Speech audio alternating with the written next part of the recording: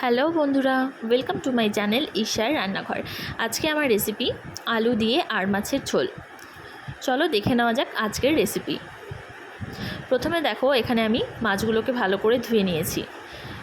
তারপর মাছগুলোর মধ্যে আমি নুন, হলুদ আর অল্প একটু সর্ষের তেল দিয়ে ভালো করে মাছটাকে মাখিয়ে কিছুক্ষণ রেখে দেব। আর আজকের মাছের সাইজগুলো কিন্তু দেখো বেশ অনেকটা বড়ই ছিল।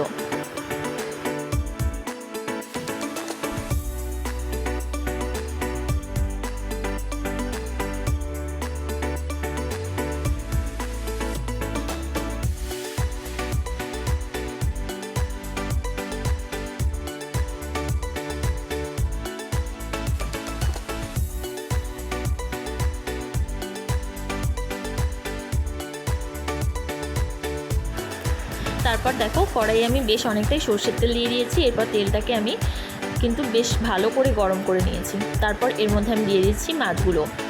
আর এখানে অল্প একটু আমি জিরে আর তেজপাতা শুকনো খোলায় ভেজে নিয়েছিলাম। আর এখানে নিয়েছি বেগুন আর আলু। বেগুনের সাইজগুলো আমি একটু বড়ই করেছি, অত ছোট করে কাটিনি। আর এই যে দেখো আলু।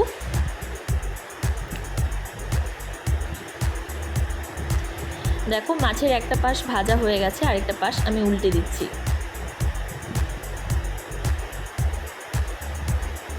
আর মাছটাকে আমি কিন্তু বেশি ভাজবো না, হালকা করেই ভেজে নেব।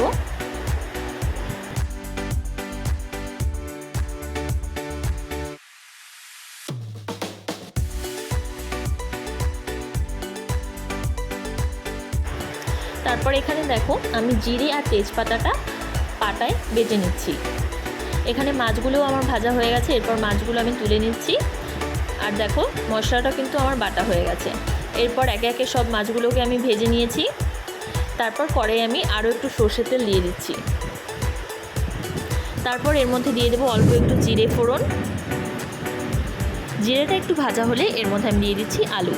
এরপর আলুটাকে একটু লাল লাল করে ভালো করে ভেজে নিচ্ছি।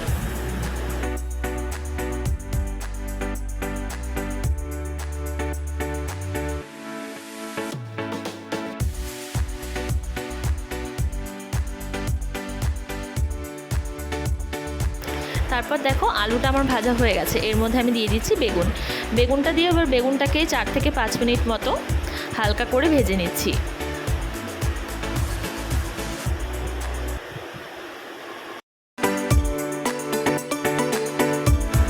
বেগুনটাকে হালকা করে ভেজে নিই। এরপর এর মধ্যে আমি দিয়ে দেবো কাঁচা লঙ্কা বাটা। 2 থেকে 3 চামচ মতো এর মধ্যে আমি কাঁচা লঙ্কা বাটা দিয়েছি। তারপর দিয়েছি নুন, হলুদ আর অল্প একটু শুকনো লঙ্কা গুঁড়ো। এরপর এই মশলাটাকে আমি বেশ কিছুক্ষণ ভালো করে কষিয়ে নিচ্ছি, যতক্ষণ না মশলাটা থেকে তেল ছেড়ে দিচ্ছে ততক্ষণ। দেখো পরিমাণ মতো নুনও দিয়ে দিয়েছি। এরপর ভালো করে মশলাটা আমার কষানো হয়ে গেছে। এখন এর মধ্যে আমি দিয়ে দেবো পরিমাণ মতো জল।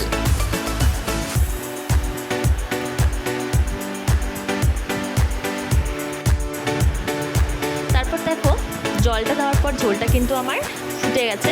এরপর এর মধ্যে আমি মাছগুলো দিয়ে কিছুক্ষণ ঢাকা দিয়ে রেখে দেবো। 10 থেকে 15 মিনিট মতো আমি এটাকে ঢাকা দিয়ে রেখে দিয়েছিলাম। তারপর ঢাকাটা খুলে এর মধ্যে আমি বাটা মশলাটা দিয়ে দিচ্ছি। এরপর এই মশলা থেকে 5 থেকে 7 মিনিট মতো রেখে নামিয়ে নিলেই কিন্তু রেডি আলু বেগুন দিয়ে আর মাছের ঝোল। আর মাছ খেতে কার কার ভালো লাগে অবশ্যই কিন্তু আমাকে কমেন্ট করে জানিও। আর এইভাবে আলু বেগুন দিয়ে রান্না করলেও কিন্তু ভীষণ ভালো লাগে খেতে। ভিডিওটি ভালো লাগলে লাইক, কমেন্ট, শেয়ার আর আমার চ্যানেলটাকে অবশ্যই সাবস্ক্রাইব করে দিও।